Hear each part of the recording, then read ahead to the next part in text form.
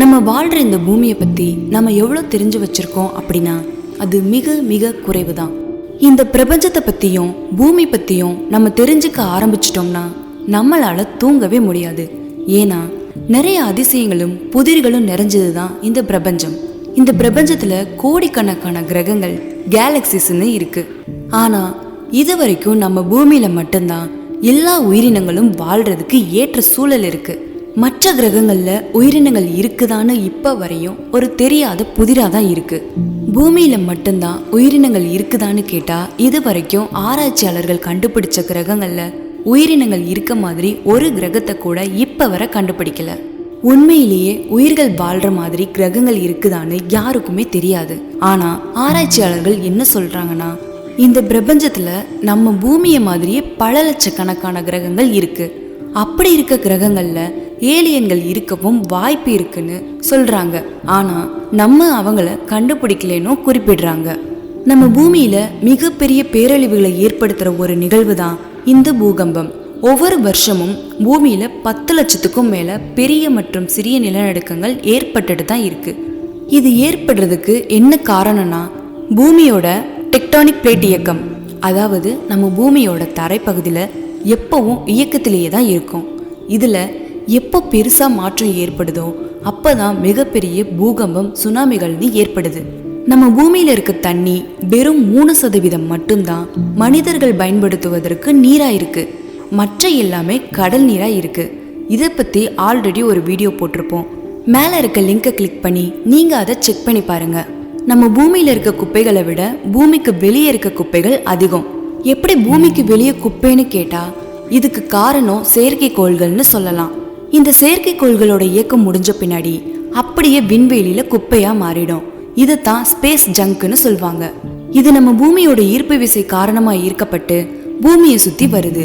இந்த மாதிரி பல லட்சக்கணக்கான குப்பைகள் பூமியை சுற்றி வருது. பூமி உருண்டைன்னு தான் நம்ம படிச்சிருப்போம், கேட்டிருக்கோம். ஆனால் பூமி ஒரு முழுமையான கோள வடிவில் இருக்காது. பூமி ஒரு மிகப்பெரிய பாறை மாதிரி தெரியும். ஒரு பாறை எப்படி முழுமையான கோள வடிவில் இருக்காதோ அது மாதிரி தான் நம்ம பூமி விண்வெளியிலிருந்து பார்க்கும்போது கோள வடிவில் தெரிய காரணம் என்னன்னா, நம்ம பூமியை சுற்றி ஓசோன் படலம் இருக்கனால ஒரு முழுமையான வடிவமாக காட்சியளிக்கும். நம்ம சூரிய குடும்பத்திலேயே நீர், நிலம், காற்றுன்னு எல்லாமே இருக்க கிரகமா நம்ம பூமி மட்டும்தான் இருக்கு. மற்ற கிரகங்களில் இது எல்லாமே ஒன்றா இருக்கிறது இல்லை. அதனால தான் மற்ற கிரகங்களில் உயிரினங்களும் வாழ்றது இல்லை. ஒரு வருஷத்தில் 365 நாட்கள்னு நம்ம எல்லாருக்கும் தெரியும். ஆனால் துல்லியமாக சொல்லணும்னா 365.2564 நாட்கள்.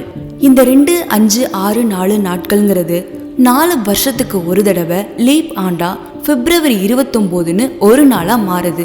இதனால தான் 4 வருஷத்துக்கு ஒரு தடவை பிப்ரவரி 29 வருது. இந்த உலகத்தோட மிகப்பெரிய மலைத்தொடர் அல்லது மிகப்பெரிய சிகரம்னு நம்ம இமயமலையோட எவரெஸ்ட்னு சொல்வோம். உண்மையிலேயே இதுதான் மிகப்பெரிய மலைத்தொடர்னு கேட்டா கிடையாது. உலகத்தோட மிகப்பெரிய மலைத்தொடர் மௌனகியா. இது ஹவாய் தீவில் காணப்படுது. இந்த மலைத்தொடரோட உயரம் 13,000 அடி. எவரெஸ்டோட உயரம் 29,000 அடி. அப்படின்னா எவரெஸ்ட் தானே உயரம்னு கேட்பீங்க. ஆனால் இந்த மௌனகியாவோட பாதி மலைப்பகுதி கடலுக்கடியில் இருக்குது. இதோட மொத்த உயரம் 33,000 அடி. நாம் எல்லாரும் கடல் மட்டத்திலிருந்து உயரத்தை கணக்குறதால எவரெஸ்ட் இப்போ வர உயரமாக இருக்குது. நம்ம பூமிக்கு ஏன் பூமின்னு பெயர் வந்ததுன்னா, நம்ம சூரிய குடும்பத்தில் இருக்க எல்லா கோள்களுக்கும் கிரேக்க முறைப்படி கடவுளோட பெயரை சூட்டப்பட்டிருக்கு. நம்ம பூமியை தவிர. அப்படின்னா பூமி என்ற பெயர் எப்படி வந்ததுன்னா, இதுக்கான பதில் முதல்ல ஜெர்மன் மொழியில யாருன்னு கூறப்படுது. இதோட அர்த்தம் ஒரு மிகப்பெரிய மண் நிறைந்த நிலம்னு பொருள். நம்ம பூமியோட ஈர்ப்பு விசை எல்லா இடத்துலையும் ஒரே அளவில் இருக்காது. இடத்துக்கேற்ற மாதிரி மாறுபடும். எடுத்துக்காட்டா கனடால இருக்க ஹட்சன் பேங்கிற இடத்துல விண்வெளி மாதிரி ஈர்ப்பு விசை மிக குறைவாக காணப்படுது. இதுக்கான காரணம் அங்கிருக்க பனிக்கட்டிகள் உருகி போனதால பூமியோட நிறையில சின்ன மாற்றம் ஏற்பட்டு இப்படி நடந்திருக்கலாம்னு சொல்றாங்க. உலகத்திலேயே பெரிய ஆழமான ஏரி எதுனா சோவியத் ஒன்றியத்துல இருக்கு. அது பைக்கால் ஏரி. இதோட நீளம் 400 மைல். அதோட ஆழம் 1 மைல் இருக்குமா. கிட்டத்தட்ட 5371 அடி இருக்கும். அதே மாதிரி உலகத்திலேயே மிகப்பெரிய ஏரி காஸ்பியன் லேக். ஆனா இது கடல்னு சொல்வாங்க. ஏன்னா இதோட அளவு ரொம்ப ரொம்ப பிரம்மாண்டமா இருக்குமா. அளவு எவ்வளோ பெருசுனா ஜெர்மனி நாட்டை விட பெருசா இருக்குமா. மழை நீர் தான் கடலுக்கு போகுது. ஆனா கடல் நீர் ஏன் உப்பா இருக்குன்னு தெரியுமா? மழை நீர் வளிமண்டலத்துல நுழையிறப்ப காத்துல இருக்க கார்பன் டை ஆக்சைடுகளோட சேருறனால அதுக்கு சின்ன அமிலத்தன்மை ஏற்படுது. மழை பாறை கற்கள் மேல பெய்யறப்ப அயனிகளா பிரிக்கிற கனிம உப்புகளை வெளியிடுது. ஆறு ஏரி இந்த மாதிரி இடத்துல இந்த அமிலத்தன்மையும் கனிம உப்புகளும் குறைவா இருக்கும். அதனால நம்மனால உப்பு சுவையை உணர முடியாது. ஆனா எல்லா நீரும் கடல்ல போய் சேருறப்ப அதிக அளவுல அயனி உப்புக்கள் வெளிப்படுறனால கடல் நீர்ல மட்டும் உப்பு சுவையை உணர முடியுது. பொதுவா பாலைவனம்னாவே மணலால நிரப்பப்பட்டதுன்னு தான் நாம நினைச்சிட்டு இருக்கோம்.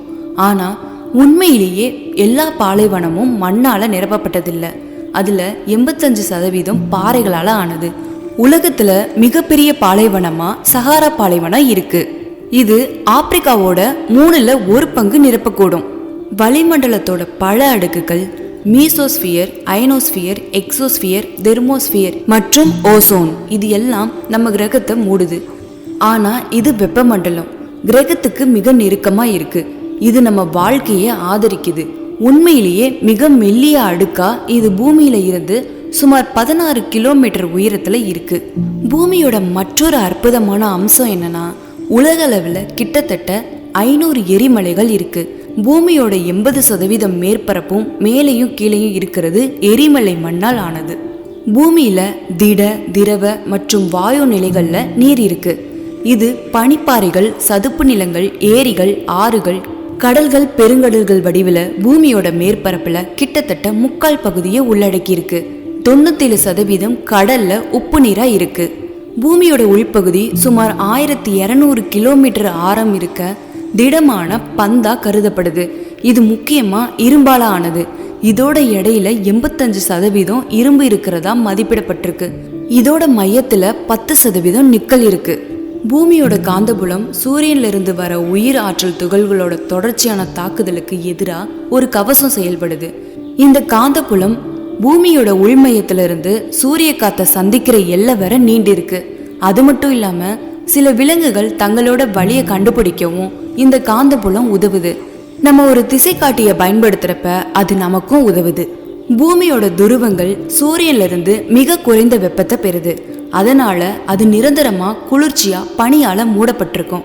இதுல ஒரு பனிக்கட்டி கண்டம் பூமியோட தென் துருவத்திலையும் இன்னொரு பனிக்கட்டி கண்டம் வட துருவத்திலையும் இருக்கு. பூமி சூரியனை சுத்தி இருக்க பாதையில ஒப்பிடுறப்ப அது நிமிர்ந்து சுழலல. அது 23.4 கோணத்துல சாஞ்சு இருக்கு. அதே மாதிரி ஒவ்வொரு 42,000 வருஷங்களுக்கும் அதோட சாய்வு 22.1 முதல் 24.5 மாறுது. நம்ம பூமியில மிகவும் ஆழமான கடல் எதுனா பசிபிக் பெருங்கடல். சராசரியா இதோட ஆழம் பார்த்தீங்கன்னா 42,000 மீட்டர். இந்த பூமியில மிக ஆழமான அகழி எதுனா மரியானா அகழி. இது 11 கிலோமீட்டர் ஆழம் இருக்கும். இந்த பதிவு உங்களுக்கு பிடிச்சிருந்தா லைக் பண்ணுங்க, உங்க ஃப்ரெண்ட்ஸ் எல்லாத்துக்கும் ஷேர் பண்ணுங்க. உங்களோட கருத்துக்களை கமெண்ட் பாக்ஸ்ல தெரிவிங்க. மறக்காம சப்ஸ்கிரைப் பண்ணிக்கோங்க. தேங்க்யூ.